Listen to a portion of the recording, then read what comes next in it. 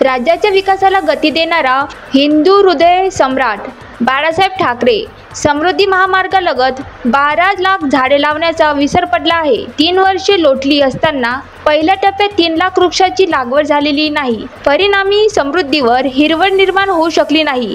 या महामार्गावर वारंवार होणारे अपघात हे सुद्धा महामार्गाच्या दोन्ही बाजू ओस पडल्याचे महत्त्वपूर्ण कारण मानले जात आहे। नागपूर मुंबई महामार्गावरून 701 किमीचा प्रवास मात्र सुसाट झालेला आहे। हा महामार्ग तयार करताना वन्यजीवासह इतर बाबींची काळजी घेण्यात आली आहे। महामार्गावर 30 लाख झाडे लावण्याचा दावा ठोकला जात असला तरी प्रवासादरम्यान हा दावा फोल ठरतो।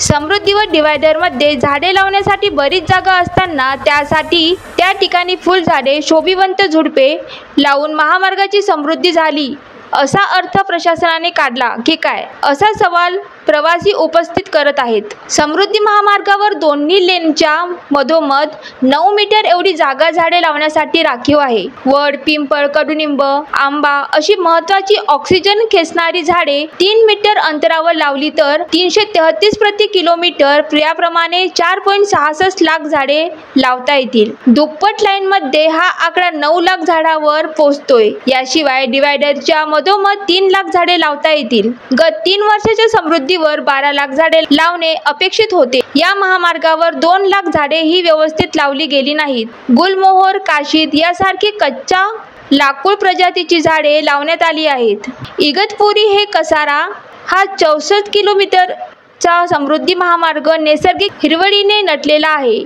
या ठिकाणी वृक्ष लागवडीसाठी जागा आहे, मात्र बुलढाणा आणि वर्धा जिल्ह्यातून जाणाऱ्या समृद्धी महामार्गाच्या दोन्ही बाजूने जंगल असल्याने प्रवास सुखद होतो, मात्र इतरत्र प्रवास हा बकास वाटतो। समृद्धी महामार्गावर पॅकेज निहाय वृक्ष लागवड करण्यात आली आहे। यात काही शोभिवंत फुलझाडे लावली आहेत। टप्प्याटप्प्याने झाडे लावली जातील। SMA news, Amravati.